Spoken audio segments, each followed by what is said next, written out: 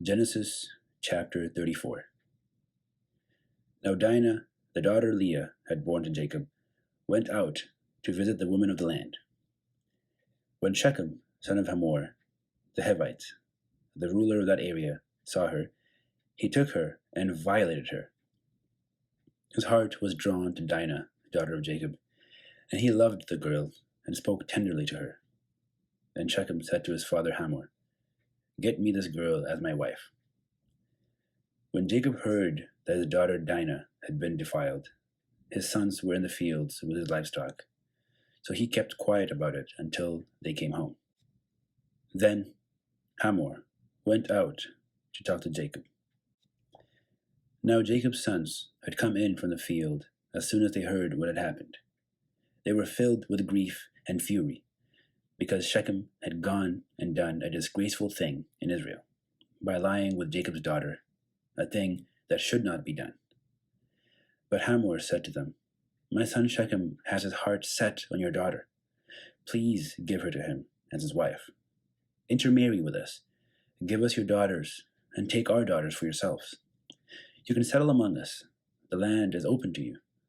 Live in it, trade in it, and acquire property in it."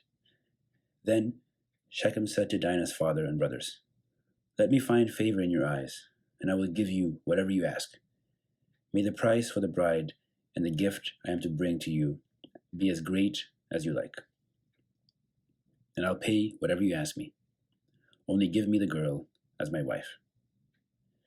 Because their sister Dinah had been defiled, Jacob's sons responded deceitfully. As they spoke to Shechem and his father Hamor, they said to them, "We can't do such a thing. We can't give our sister to a man who is not circumcised. That would be a disgrace to us. We will give our consent to you on one condition only, that you become like us by circumcising all your males. Then we will give you our daughters and take your daughters for ourselves. We'll settle among you and become one people with you. But if you will not agree to be circumcised, we'll take our sister and go." Their proposal seemed good to Hamor and his son Shechem.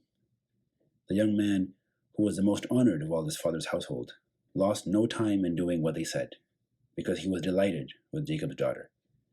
So Hamor and his son Shechem went to the gate of their city to speak to their fellow townsmen. "These men are friendly towards us," they said. "Let them live in our land and trade in it. The land has plenty of room for them. We can marry their daughters, and they can marry ours. But the men will consent to live with us as one people only on the condition that our males be circumcised, as they themselves are. Would their livestock, their property, and all their other animals become ours? So let us give our consent to them, and they will settle among us." All the men who went out of the city gate agreed with Hamor and his son Shechem, and every male in the city was circumcised.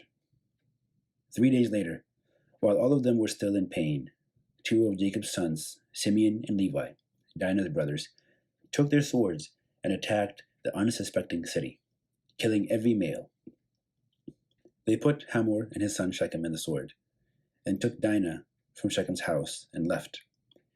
The sons of Jacob came upon the dead bodies and looted the city where their sister had been defiled. They seized their flocks and herds and donkeys and everything else of theirs in the city and out in the fields. They carried off all their wealth and all their women and children, taking as plunder everything in the houses. Then Jacob said to Simeon and Levi, "You have brought trouble on me by making me a stench to the Canaanites and Perizzites, the people living in this land. We are few in number, and if they join forces against me and attack me, I and my household will be destroyed." But they replied, "Should he have treated our sister like a prostitute?"